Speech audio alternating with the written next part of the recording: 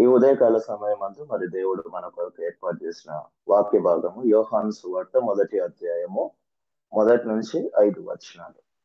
యోహాను సువార్త 1వ అధ్యాయము 1-5 వచనాలు. ఆది యందు వాక్యం ఉండెను, వాక్యము దేవుని యొద్ద ఉండెను, వాక్యమే దేవుడై ఉండెను. ఆయన ఆది యందు దేవుని యొద్ద ఉండెను, సమస్తం ఆయన మూలంగా కలిగి ఉన్నది ఏది ఆయన లేకుండా కలగలేదు. ఆయనలో జీవం ఉండేనో, ఆ జీవము మనుషులకు వెలుగై ఉండెను. ఆ వెలుగు చీకటిలో ప్రకాశించుచున్నది కానీ చీకటి దాన్ని గ్రహింపకుండెను. చిన్న ప్రార్థన చేసుకున్నాం. పరిశుద్ధుడమైన దేవ, సర్వశక్తి మంతుడ, సర్వాధికారి రాజానికి స్తోత్రము. పరిశుద్ధుడానికి వేలాది వందనాలు అయ్యా. ఈ యొక్క ఉదయకాల సమయం అందు నీ పాద సన్నిధిలో అయ్యా నీ వాక్కు గురించి మేము ధ్యానించుచుండగా నజరేయుడైన యేసు నామములో నన్ను నీ నోటి బూరగా వాడుకొనుడి. మరి ప్రభువా యొక్క డివోషన్ లో పాల్గొన్న ప్రతి ఒక్కరిపైన నీ ఆత్మనించండి. ఈ వాక్యం ద్వారా మాలో ఉన్న ప్రతి లోపములను అయ్యా, ఈ వాక్యం ద్వారా మాలో ఉన్న ప్రతి నీతి క్రియలను మీరు మాకు కనుపరిచి ఈ యొక్క ఉదయకాల సమయం అందు నీ వాక్యం ద్వారా మమ్మల్ని సంతోషపరిచి సంతృప్తిపరిచి ఈ రోజంతా ఇదే అనుభూతిలో ఉండే కృపను దయచేయమని యేసుక్రీస్తు అతి పరిశుద్ధ నామమున ప్రార్థించి వేడుకొంచున్నాము తండ్రి, ఆమేన్. మంచిది. యోహాను సువార్త ఈ యొక్క మొదటి వచనాలనే మనం చూస్తా ఉన్నాము. ఆ కొత్త నిబంధనలో 4 సువార్తల్లో యోహాను సువార్త ఒక విశిష్ట స్థానము కలిగి ఉన్న సువార్తగా మనకు అందరికీ తెలుసు. మొదటి 3 సువార్తల్లో లేని కొన్ని ప్రాముఖ్యమైన విషయాలను గ్రంథకర్త వెలుగులోనికి తెచ్చాడు. యేసు ప్రేమించిన శిష్యుడుగా గ్రంథకర్త గుర్తింపు పొందాడు. 13, 23వ వచనము, 19వ అధ్యాయం 26, 22వ వచనం, 21, 7 అలాగే 20వ వచనాల్లో మనం చూస్తాం. అయితే యోహాను సువార్త రాయడానికి ఒక రీజన్ ఉంది. ఎందుకు అని అంటే మొదట్లో 3 సువార్తలు ఇప్పుడు మత్తయి చూసుకుంటే యూదుల గురించి, మార్కు చూసుకుంటే ఈ యొక్క అన్యజనుల గురించి, లూకు చూసుకున్న కూడా అక్కడ అన్యులకును అక్కడ రోమన్ గా క్రైస్తవులుగా మార్చబడిన వరకు, అంటే ఒక్కొక్కరు ఒక పర్పస్ తో ఒక్కొక్కరికి అర్థమయ్యే రీతిలో రాసినట్టుగా మనం చూస్తాం. అయితే ఈ 3 సువార్తలు మరి పరిశుద్ధ ప్రేరేపితులై ఈ యొక్క సువార్త కన్నా ముందు సువార్తలుగా రాసి ఉండి దాని ప్రకారమే వాళ్ళు వాక్యంలో దేవుని యొక్క వాక్యాన్ని ధ్యానించుకుంటా వెళ్తున్నా కూడా అయినా ఏదో ఒక లోటు వాళ్ళకు కనబడతా ఉందన్నమాట. అప్పుడు అనేక చరిత్రకారుల ఆధారాలను బట్టి యోహాను ఎఫెసు నగరంలో నివసించేటప్పుడు ఈ ఆధ్యాత్మిక సువార్తను వ్రాయమని కొందరు పెద్దలు యోహానును రిక్వెస్ట్ చేస్తారు. ఎందుకు చేస్తారు అని అంటే, సెరితన్ అనే ఒక యూదుడు చాలా తప్పుడు బోధలు చేసుకుంటూ ఏమని, యేసుక్రీస్తు దేవుడు కాదు, ఆయన దేవుని కుమారుడు కాదు, ఆయన ఒక ప్రవక్త కాడికి పరిమితం చేయండి, కానీ ఆయనను అనుసరించి మీరు క్రైస్తవులు, మేము క్రైస్తవులం అని చెప్పుకుంటూ మీరు వెళ్తున్న మార్గము అది నరకానికి వెళ్తా ఉంది, క్రీస్తు అనేవాడు అబద్ధం అని చెప్పి సెరితన్ అనే ఒక యూదుడు తప్పుడు బోధలను చేస్తూ ముందుకు వెళ్తున్న రీతిగా మనకు కనబడుతుంది. అప్పుడు ఈ యొక్క పెద్దలు ఎఫెసు ఆసియా ప్రాంతంలో అందరూ కలిసి ఏం చేస్తారు, అపోస్తలు అందరూ కలిసి ఏం చేస్తారు అని అంటే, నువ్వు క్రీస్తుకు దగ్గరగా ఉన్నావు, క్రీస్తు ప్రేమించిన శిష్యుడుగా నువ్వు కనబడతా ఉన్నావు కాబట్టి ప్లీజ్ ఆయన గురించి ఏమని, ఆయన యొక్క వ్యక్తిత్వం గురించి, ఆయన యొక్క దైవత్వం గురించి, ఆయన ఏ రీతిలో నివసించినాడో ఆయన పర్సనాలిటీ గురించి మాకు తెలియపరచము, ఆయన స్వభావం ఏ రీతిలో ఉండేనో అదంతా ఒక గ్రంథంలో రాసి మాకు అందించమని రిక్వెస్ట్ చేసినప్పుడు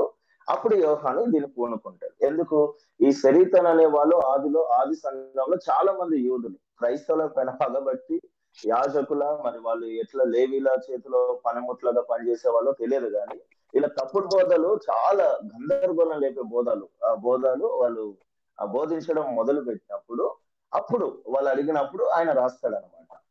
ఏమని, యేసుక్రీస్తు ప్రభు గురించిన సందేశాత్మక గ్రంథాన్ని వ్రాయమని ఆసియాలో ఉన్న పెద్దలందరూ కోరినప్పుడు, ముఖ్యంగా యేసుక్రీస్తు అవతారం ద్వారా సత్యం అనే దానికి వేదాంతపరమైన భాష్యను ముఖ్యంగా ఈ పత్రికలో ఈ యొక్క సువార్తలో వివరించడము గమనార్థంగా మనం గమనించవచ్చు.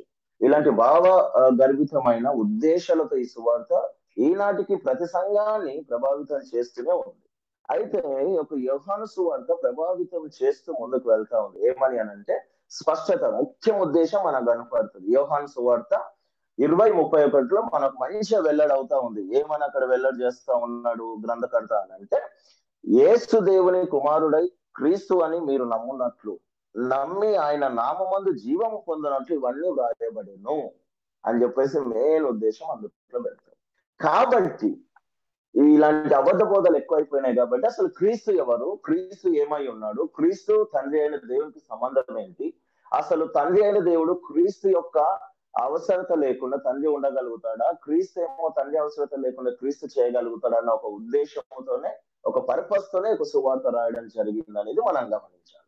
అందుకే మొదటి అధ్యాయంలో మొదటి వచనంలోనే యోహాను భక్తుడు మొదలు పెట్టినాడు, ఆది యందు వాక్యం ఉండెను, వాక్యము దేవుని యొద్ద ఉండెను, వాక్యము దేవుడై ఉండెను అనేది మనం చూస్తాం. తర్వాత దేవుడి యొక్క విశ్వాసాన్ని అంటే విశ్వాన్ని చేసినప్పుడు వాక్కు అంతకు ముందు నుంచే ఉన్నట్టుగా మనకు కనబడతా ఉంది. విశ్వానికి ఆరంభం ఉంది కానీ వాక్కు శాశ్వతుడు అన్నిటిని సృష్టించిన వానికి వానితో సంపూర్ణ ఐక్యత ఉన్నవాడు అనేది కూడా మనం ఒకటి గ్రహించాలి.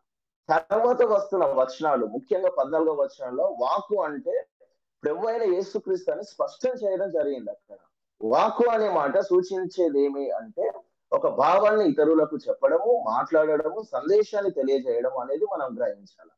దేవుని మనసులో ఏమున్నదో అది వాక్కుగా యేసుక్రీస్తు మూలంగా ప్రత్యక్షమైంది. అది క్రీస్తు ద్వారా తండ్రి అయిన దేవుడు తన మనసులో ఉన్నది క్రీస్తు ద్వారా బయలుపరిచినాడు అనేది ఒకటి గ్రహించాలి. ఆయన తన వ్యక్తిత్వంలో దేవుని హృదయాన్ని, అంటే ఆయన యొక్క హృదయంలో ఆయన యొక్క స్వభావాన్ని బహిరంగంగా వెల్లడి చేసిన వాడుగా క్రీస్తు మనకు కనబడతా ఉన్నాడు. మనము చూసుకున్నట్లయితే యోహాను సువార్త 17:5 మనం చూస్తాం, తండ్రి లోకము పుట్టక మునుపు నీ యొద్ద నాకు ఏ మహిమైతే ఉండెనో ఆ మహిమతోనే నన్ను ఇప్పుడు నీ యొద్ద మహిమ పరచుము అని క్రీస్తు ప్రార్థన చేసినట్టుగా మనం చూస్తా ఉన్నాం. చూడండి, లోకము పుట్టక మునుపు అంటే అద్వితీయ కుమారునిగా క్రీస్తు ఆ తండ్రిలో ఏకమై ఉన్నప్పుడు, తండ్రి కుమార ఆత్మ ఏకమై ఉన్నప్పుడు ఆయనను ఆయన యొక్క మహిమలో ఏ రీతిలో అయితే ప్రభావితం చేసినాడో తర్వాత కూడా అట్టి మహిమలోనే నన్ను నిలుపుమని దేవుడు యేసుక్రీస్తు ప్రభు వారు రిక్వెస్ట్ చేస్తున్నట్టుగా మనం చూస్తూ ఉన్నాము. ఏంది, నీ యొద్ద మహిమ పరచుము అని అక్కడ అడుగుతా ఉన్నాడు. మనం చూస్తూ ఉన్నాము, లోకంలో సృష్టించింది ఆదికాండం 1:1 మనం చూస్తాం. ఆది యందు దేవుడు భూమి ఆకాశంలో సృజించాను అని చూస్తాం. అయితే మొదటి యోహాను పత్రిక 1:1 మనం చూస్తున్నాం కదా, జీవ వాక్యముల గురించినది ఆది నుండి ఏది ఉండెనో మేమేది వింటిమో, కనులారా ఏది చూచితిమో, ఏది నిదానించి కనుగొంటిమో, మా చేతులు దేనిని తాకి చూచెనో అది మీకు తెలియజేయుచున్నాము అని ఇదే యోహాను భక్తుడు కూడా అక్కడ చెప్తారు.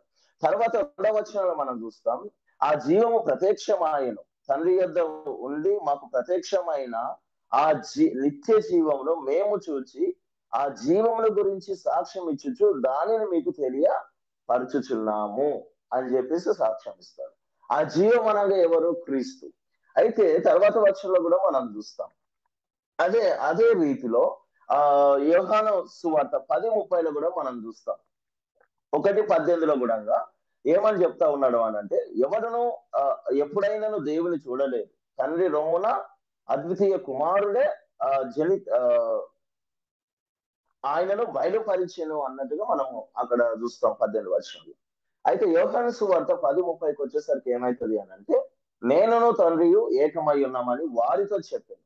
వాస్తవాన్ని చెప్పాలి అని అంటే, తండ్రియు నేను ఏకమై ఉన్నాము అంటే తండ్రి కుమారుడు ఒకే వ్యక్తి అని ఇది చెప్పడం లేదు. అలాంటి అర్థం దీనికి రాదు. కానీ గ్రీకు భాషలో, మన మూల భాషన గ్రీకు భాషలో ఒకటే అనే పదము ఇద్దరు ఒకే తత్వంలో ఐక్యమై ఒకే స్వభావంలో భాగ్యస్వాములై ఉన్నారని సూచిస్తా ఉంది. Exactly meaning coming like this అన్నమాట. అయితే మనం చూస్తా ఉన్నాం, ఫిలిప్ అంటాడు కదా 14వ అధ్యాయం యోహాను సువార్త 9లో ఏమని అంటాడు, అయ్యా తండ్రిని మాకు కనపరచుము అన్నప్పుడు ఫిలిప్ తో ఆయన వాదిస్తాడు. ఏమని వాదిస్తాడు అంటే, యేసు ఫిలిప్పు, నేను ఎంతకాలము మీ యొద్ద ఉండినను నువ్వు నన్ను ఎరగవా, నన్ను చూచిన వాడు తండ్రిని చూచి ఉన్నాడు గనక తండ్రిని మాకు కనపరచుమని నువ్వు ఎలా అడుగు చెప్పుచున్నావు అని చెప్పేసి ఫిలిప్ అంటాడు. అంటే తండ్రి నేను ఏకమై ఉన్నాం, మా స్వభావాలు, మా హృదయాలు, మాకున్న వ్యక్తిత్వాలు, దైవత్వాలు అన్ని సేమ్. ఇది ఎక్కడ మనకు కనబడుతుంది అని అంటే ఫిలిప్ 2:6 మనం చూస్తాం. ఎట్లానంటే అక్కడ ఒక అద్భుతమైన మాట, అంటే పౌలు రాస్తా ఉన్నాడు. ఏమని రాస్తా ఉన్నాడు ఆ సంఘానికి అంటే, ఆయన దేవుని స్వరూపము కలిగిన వాడయుండి దేవునితో సమానముగా ఉండుట విడిచిపెట్టకూడని భాగ్యమని ఎంచుకొనలేదు గాని మనుష్యుల పోలికగా పుట్టి దాసుని స్వరూపమును ధరించుకొని తనను తానే రిక్తునిగా చేసుకునేను. తనను తాను ఎంపిక చేసుకున్నాడు. దేవునితో సమానముగా ఆయన ఉన్న గుడంగా అది ఏమాత్రము భాగ్యమని గుడంగా ఆయన ఎంచుకోలేదన్నమాట. ఎందుకనంటే తండ్రిని మహిమపరచడం కావాలా. తండ్రి మహిమపరచబడితే కుమారుడు మహిమపరిచినట్టే. కుమారుడు మహిమపరచబడినట్లయితే మన మధ్యలో ఉన్న ఆత్మ కూడా మహిమపరచబడినట్లే.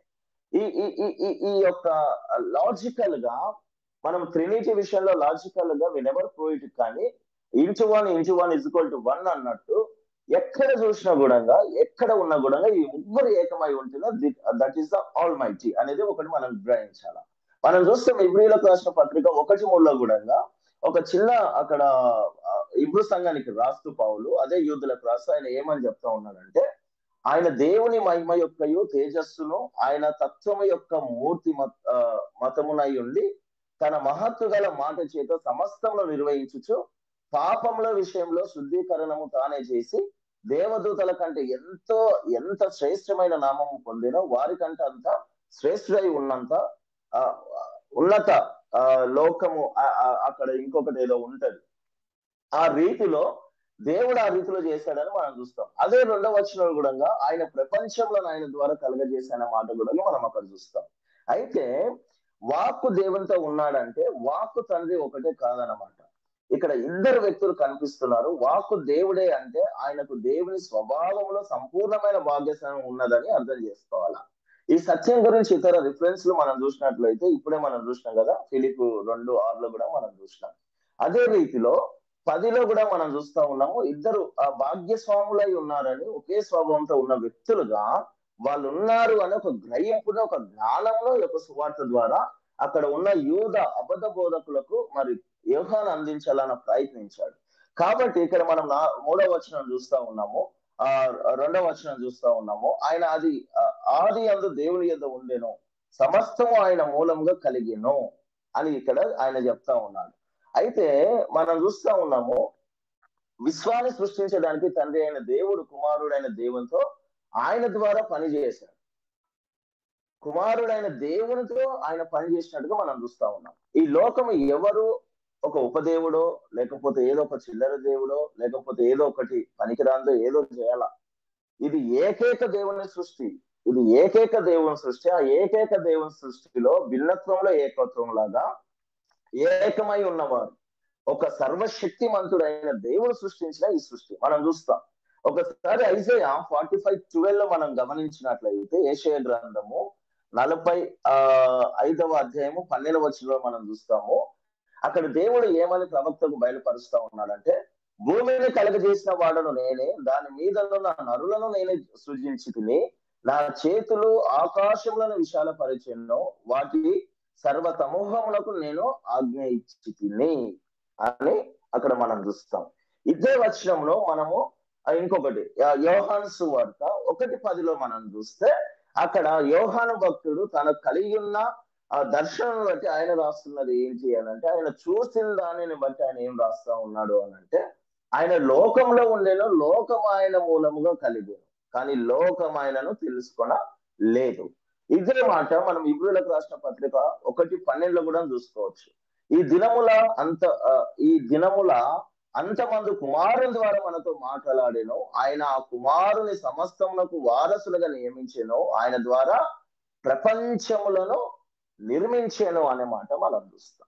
ఇలా చాలా డిఫరెన్సెస్. ఎందుకనంటే తండ్రికి ఆయన కుమారునికి చాలా చాలా మటుకు ఒకలాంటి సమానత్వము, ఒకలాంటి పవర్, ఇద్దరు ఒకే అనడానికి చాలా రిఫరెన్స్లు మనం చూస్తా ఉన్నాం. అదే ఐజయాలో 44:6లో మనం చూస్తాం. ఏమని చూస్తాము అని అంటే, అక్కడ ఏమంటాడు తండ్రి అయిన దేవుడు అని అంటే, సైన్యములకు అధిపతి యెహోవా ఇలాగూ సెలవిచ్చుచున్నాడు, నేను మొదటి వాడను కడపటి వాడను నేనే, నేను తప్ప ఏ దేవుడును లేడు అని ఆయన చెప్తా ఉన్నాడు. విచిత్రం ఏంటంటే, ప్రకటన గ్రంథంలో ఇదే భక్తుడైన యోహానుకు దర్శనమందు క్రీస్తు కూడా బయలుపరుస్తున్న మాట అది. మొదటి అధ్యాయము 10వ వచనం చెప్తా ఉన్నాడు క్రీస్తు ఏమని, నేను మొదటి వాడను కడపటి వాడను, జీవించు వాడను మృతుడనైతిని గాని ఇదిగో యుగ యుగములు సజీవుడనై ఉన్నాను, మరియు మరణం యొక్కయు పాతాళ లోకము యొక్క తాళం చెవులు నా స్వాధీనంలో ఉన్నాయని కూడా ఆయన చెప్తాడు. ఇలా అనేకమైన సింటమ్స్ ఇప్పుడు ఐజయాలో ఏ రీతిలో అయితే అంత ఈ యొక్క యుగ సమాప్తి గురించి రాయడం జరిగిందో, ఆ యుగం ఎప్పుడైతే అంతమవుతుందని రాశారు. రెవల్యూషన్ కూడా చాలా వరకు సింటమ్స్ అలాగనే ఉంటాయి. ఈ రెండిట్లో రాసిన ఆ యొక్క పోలికలు కూడా సేమ్ వరకే ఉంటాయి. అయితే ఇక్కడ వాస్తవం ఏంటి అని అంటే, వాళ్ళు వెలుగును గ్రహించలేక దేవుణ్ణి నిందించి అబద్ధ సాక్ష్యములతోనూ క్రీస్తును క్రైస్తత్వాన్ని అవమానిస్తూ ముందుకు వెళ్తున్న వారి నిమిత్తం రాయబడిన ఈ గ్రంథంలో ఈ రోజు మనకేమైనా అవసరం ఉన్నదా అని అంటే, ఖచ్చితంగా నేటి సంఘాలను కూడా కదిలిస్తున్న యొక్క సువార్తమానము, నేటి సంఘాలను కూడా గద్దిస్తున్న యొక్క సువార్తమానం ద్వారా మనం నేర్చుకోవాల్సింది కూడా చాలా.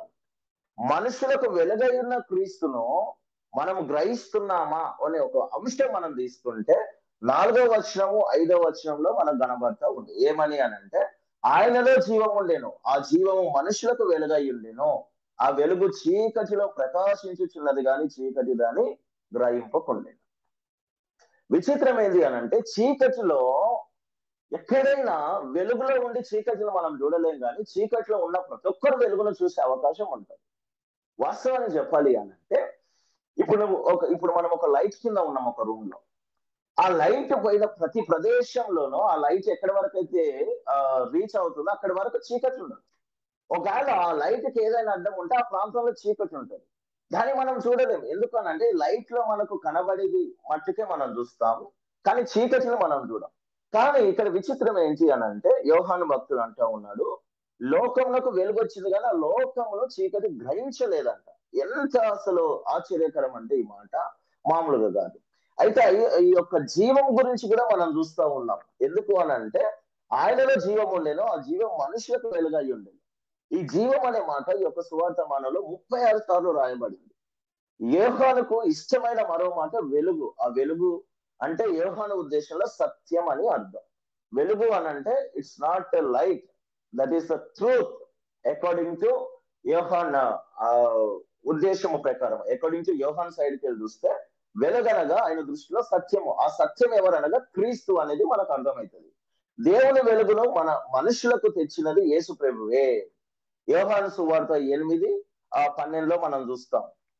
దేవుని యొక్క వెలుగును మనుషులకు తెచ్చింది యేసుక్రీస్తు ప్రభు వారే. 8వ అధ్యాయం 12వ వచనం ఈ రీతిలో రాస్తుంది అనమాట. మరల యేసు నేను లోకమునకు వెలుగును, నన్ను వెంబడించి వాడు చీకటిలో నడవక జీవపు వెలుగు కలిగి ఉండునని వారితో చెప్పాను. ఇక్కడ సత్యం ఉంది, సత్యమైన జీవమును. అసలు చెప్పాలి అంటే జీవమైన సత్యములు, సత్యమైన జీవములు. ఇదే యోహాను సువార్త 14:6 అంటాడు, నేను మార్గమును సత్యమును జీవము అని ఆయన చెప్తా ఉన్నాడు. అలాగే 12:36 46 వచనంలో కూడా అదే రీతిలో అంటా ఉన్నాడు. ఆయన దేవుని గురించిన సత్యాన్ని, మన గురించిన వాస్తవాన్ని, పాప విముక్తి గురించి సత్యము, మన గురించి పాప విముక్తి గురించిన సత్యాలను, ఆధ్యాత్మిక జీవనము గురించిన ప్రాముఖ్యమైన సత్యాలన్నిటిని మనకు గ్రహించేలా ఆయన శక్తినిచ్చాడు, అట్లాంటి జ్ఞానం ఇచ్చాడు. కానీ నేటి సంఘాలమైన మనం ఏం చేస్తా ఉన్నాము అని అంటే, దేవుని యందు భయము భక్తి లేకుండా, వాస్తవాన్ని చెప్పాలంటే దేవుని ప్రేమించే సమూహం ఎక్కువైపోయింది, కానీ దేవుని యందు భయము లేకుండా అనేకమైన కార్యాలను చేసేవాళ్ళు చాలా మంది ఉన్నారు. ద బెస్ట్ ఎగ్జాంపుల్, యేసుక్రీస్తు ప్రభు వారు సిలువలో వేలాడుతున్నప్పుడు కుడివైపు ఒకడున్నాడు, ఎడమ వైపు ఒకడున్నాడు. ఎడమ వైపు ఉన్నవాడేమో దేవుని చూసి వెర్రివాడి వలె వాడు మాటలాడడం కొనసాగించున్నాడు. ఇదిగో నువ్వు దేవుని కుమారుడు అని బోధించుకున్నావు కదా, కుమారుడమైన దేవుడవు కదా, నువ్వు దేవునిగా నిన్ను నువ్వు వ్యక్తపరచుకున్నావు కదా, యోధుల రాజు అని చెప్తా ఉన్నావు కదా, అక్కడ నుంచి దిగొచ్చి మమ్మల్ని కూడా దింపు, ఇక్కడ నుంచి మనం పారిపోదాము అని ఒకడు తన యొక్క మాటల ద్వారా దేవుణ్ణి ఏం చేస్తా ఉన్నాడు అని అంటే వెక్కిరిస్తా ఉన్నాడు. ఇంకొకడు ఏమంటా ఉన్నాడు, కుడి పక్కలో ఉన్నవాడు, ఆయన ఏమంటా ఉన్నాడు అంటే, నువ్వు నోరు మూయి, ఇది మనం చేసిన పనులకు, మనం చేసిన పాపానికి శిక్ష మనకు తగినదే, కానీ ఏ పాపం చేయకుండా సిలువలో ఆయన వేలాడుతా ఉన్నాడు. అప్పుడు ఆయన అంటూ ఉన్నాడు, lord remember me when you came in your Kingdom, ఎప్పుడైతే నీ రాజ్యంతో నువ్వు వస్తావు అప్పుడు నన్ను జ్ఞాపకం చేసుకో అన్నప్పుడు వెంటనే సత్యాన్ని గ్రహించిన వాడిగా దేవుడు కనుగొని, నువ్వు నేడే నాతో పాటు పరదేశంలో ఉండవు. ఎస్, సత్యంను గ్రహించినాడు, క్రీస్తు వెలుగని గ్రహించినాడు, కాబట్టి నువ్వు నేడే నాతో పాటు పరిదేశంలో ఉండు అని చెప్పి క్రీస్తుతో పాటు ఆయన తీసుకెళ్ళినాడండి. అందరికి అవకాశాలు ఇచ్చేవాడు. ఎందుకు అని అంటే, ఎవరి మనసు అయితే ఆయన పైన ఆనుకుంటుందో వానికి శాంతిని ఇచ్చేవాడిగా, దీర్ఘ శాంతం ఇచ్చేవాడిగా యెషయా గ్రంథం 26:3 మనం చూస్తాం. మనం క్రీస్తు పైన ఆనుకోవడం నేర్చుకోవాలా. దేవుని యొక్క వెలుగు ఎడతెగక అది ప్రకాశిస్తూనే ఉంటుంది. మనుషులు దాన్ని అర్థం చేసుకోలేకపోవడానికి కారణం ఏందో తెలుసా? మనుషుల యొక్క క్రియలు చెడ్డవి. వాళ్ళ యొక్క క్రియలు వెలుగులో కనపడడం వాళ్ళకి ఇష్టం లేక చీకటిలోనే వాళ్ళు ఉంటారని చెప్పేసి ఇదే యోహాను సువార్త 3వ అధ్యాయము 19 నుండి మనం చూసుకున్నట్లయితే మనకు కనబడతా ఉంది. అక్కడ ఏమని అంటా ఉన్నాడు అని అంటే, ఆ తీర్పు ఇదే, వెలుగు లోకంలోనికి వచ్చును గాని తమ క్రియలు చెడ్డవైనందున మనుషులు వెలుగును ప్రేమింపక చీకటినే ప్రేమించుది. దుష్కార్యము చేయు ప్రతివాడు వెలుగుని ద్వేషించుచు తన క్రియలు దుష్క్రియలుగా కనబడకుండానట్లు వెలుగు వద్దకు రాడు. ఇది క్రీస్తు తన స్వయంగా చెప్పిన మాట. ఎందుకనంటే వెలుగులోకి క్రీస్తు దగ్గరికి వస్తే వాడు చేసే పాపపు క్రియలు వానికి కనబడతాం. వాస్తవం చెప్పాలంటే ఈ రోజు ఎంతమంది దేవుని సన్నిధిలో ఉండి వెలుగులో ఉన్నామన్న ఒక గ్రహింపులో ఉండి అనేకులు దుష్క్రియలు చేయట్లేదా మనలో? చాలా మంది క్రీస్తుకు వ్యతిరేకమైన క్రియలను చేస్తూ వెలుగైన క్రీస్తుని ఎంతవరకు గ్రహిస్తున్నామని మనం గమనించాలా. ఇక్కడ అదే అంటూ ఉన్నాడు, ఏమని అంట, వెలుగు లోకంలోనికి వచ్చెను గాని తమ క్రియలు చెడ్డమైనందున మనుషులు వెలుగును ప్రేమింపక చీకటిని ప్రేమించింది. ఇప్పుడు అమెరికా రాజ్యం ఏమైపోయిందండి? సెప్టెంబర్ 10th చార్లీ కిర్క్ అని ఒక యవనస్తుల్ని, ఒక సువార్థికుణ్ణి, ఒక మంచి రోషము కలిగి దేవుని యందు జీవిస్తున్న ఒక వ్యక్తిని మీరు చేస్తున్న క్రియలు చెడ్డవి అని చెప్పినందుకు వాక్యము బోధిస్తున్నప్పుడు ఆయనను కాల్చి చంపారండి. అమెరికాకు క్రీస్తు ఏమైనా కొత్తనా? అమెరికాలో ఏమైనా క్రైస్తత్వానికన్నా వేరే మతాలు ఇప్పుడు ఇండియాలో ఉన్న పరిస్థితుల్లో ఏమైనా ఉండేనా? ఏమి లేకుండే. అంతము వరకు సహించి వాడే రక్షింపబడును, రక్షణ పొందును అని మనం చూస్తాం. ఎస్, మనం చాలా వరకు గ్రహించాల్సి ఉంది. అంతే దినంలో వాక్యము కరువగును అని దేవుని యొక్క లేఖనాలు సెలవిస్తుంటే బైబిల్ దొరకక కాదు, ఎవడో వచ్చి బైబిల్ అంటిపెడితే అనేది కాదు. బోధించేవాడు ఉండాడని, దాని వాక్యం అనుసరించేవాడు ఉండాడని, వాక్యానికి అవిధేయులయ్యే వారే ఉంటారు కానీ విధేయులై ఉండేవారు ఉండరు అని చెప్పేసి ఇండైరెక్ట్ గా దేవుడు ఆ యొక్క లేఖనం ద్వారా బయలుపరిచినాడు. తర్వాత మనం చూస్తాం రోమిలకు రాసిన పత్రికలు కూడా 1:18-22 లో కూడా సేమ్ ఇలాగనే ఉందండి. దుర్నీతి చేత సత్యం అడ్డగించి మనుషుల యొక్క సమస్త భక్తిహీనత మీదను దుర్నీతి మీదను దేవుని కోపము పరలోకం నుండి బయలుపరచబడుచున్నది. ఎందుకనగా దేవుని గురించి తెలియ సౌఖ్యమైనదేదో అది వారి మధ్య విషాదమై ఉన్నది. దేవుడు అది వారికి విషాదపరిచెను. ఆయన అదృశ్య లక్షణములు అనగా ఆయన నిత్య శక్తియు దైవత్వమును జగతుత్పత్తి మొదలుకొని సృష్టింపబడిన వస్తువులను ఆలోచించుట వలన తేటపడుచున్నవి గనుక వారు నిరుత్తరులై ఉన్నారండి. వాళ్ళు అసలు ఏమి ఎరగని ఒక ఎర్రివారి వాళ్ళు కానీ దేవుని దృష్టికి వచ్చేసరికి వారు ఆ రీతిలో కనబడుతూ ఉన్నారు. మరియు వారు దేవుని ఎరిగి ఆయనను దేవునిగా మహిమపరచలేదు. ఇది ప్రజెంట్ నడుస్తున్న సిచ్యువేషన్ ఏదైనా ఉందంటే, ఎందుకు అనంటే నేటి దినాల్లో చాలా చర్చెస్ హాస్పిటల్స్ గా మార్చబడ్డాయి. చాలా ప్రార్థన మందిరాలు వ్యాపార సంస్థలుగా మార్చబడ్డాయి. ఎక్కడైనా దేవుడు మహిమ పొందుతా ఉన్నాడు అని అంటే సేమ్ అయితే ఒక దైవజనులుగా, ఒక విశ్వాసిగా, ఒక శిష్యులుగా కూడా చెప్పాల్సిన మాటలు కూడా ఇవే. ఏంది అని అంట, మరి వారు దేవుని ఎరిగి కూడా ఆయనను దేవునిగా మహిమపరచలేదు, కృతజ్ఞతాస్తుతులు చెల్లింపను లేదు కానీ తమ వాదముల యందు వ్యర్థులయ్యింది.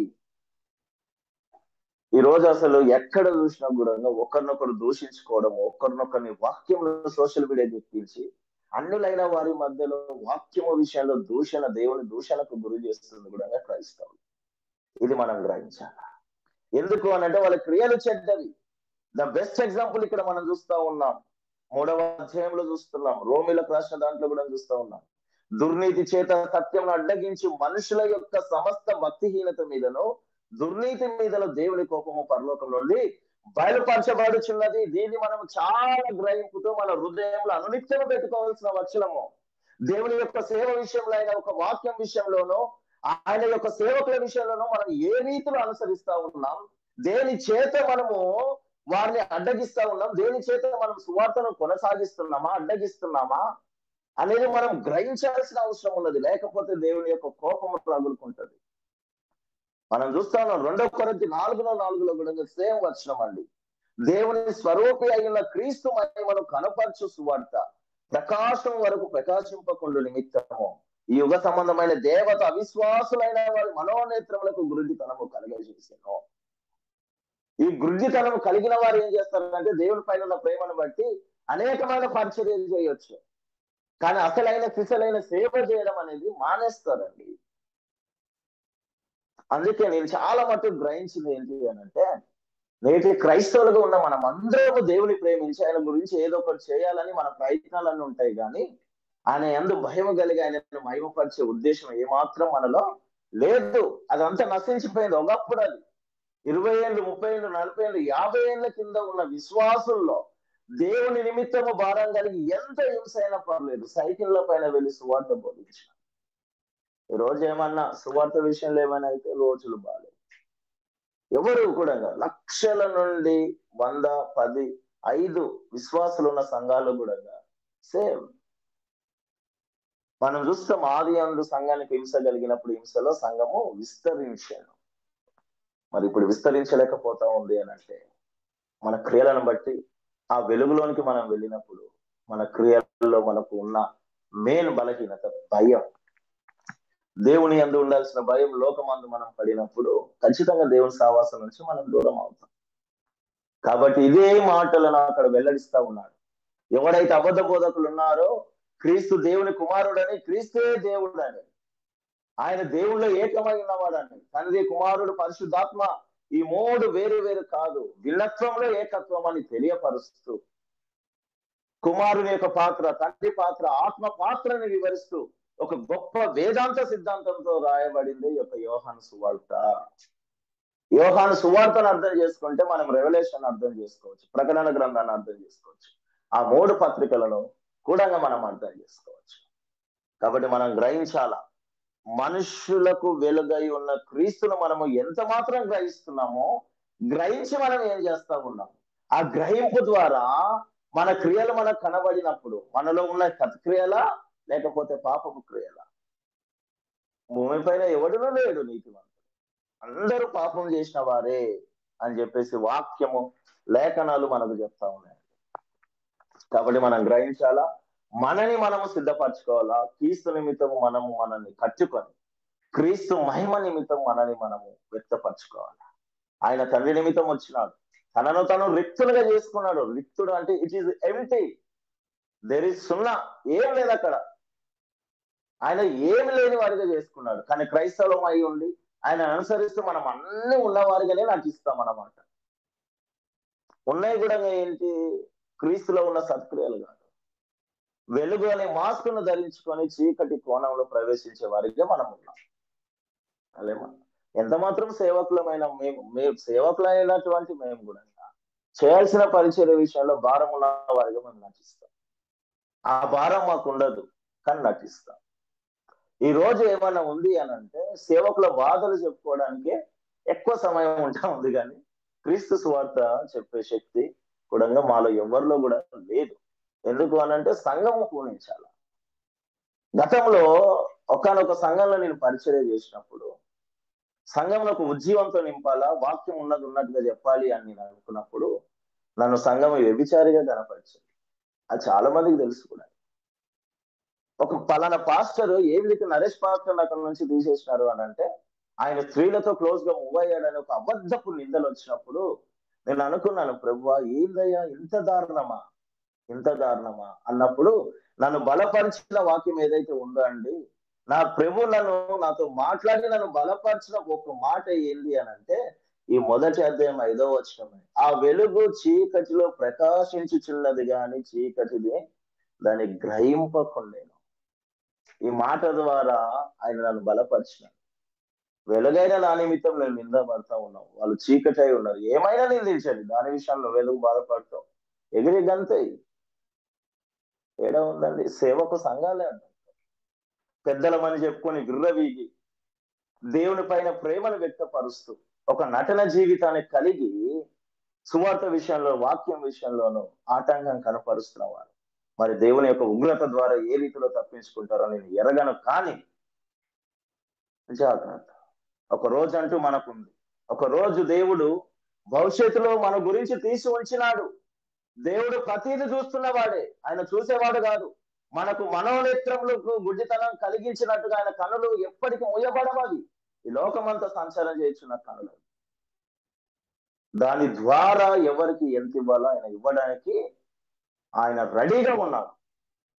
జాగ్రత్త, దేవుని యందు మనం ప్రేమ కలిగిన వారిగా ఉంటే సరిపోదు, ఆయన యందు భయము కలిగి ఆయన యొక్క సత్క్రియలను అనుసరించి వారిగా మనని మనం సిద్ధపరచుకోవాలా, దేవుని మహిమపరచాలా. అప్పుడు మనం దగ్గరకు వచ్చిన క్రీస్తును మనము గ్రహించి ఆయనను మనం అనుసరించి వారిగా ఉంటాం. దేవుడి యొక్క కొద్ది మాటలను దీవించి ఆశీర్వదించిన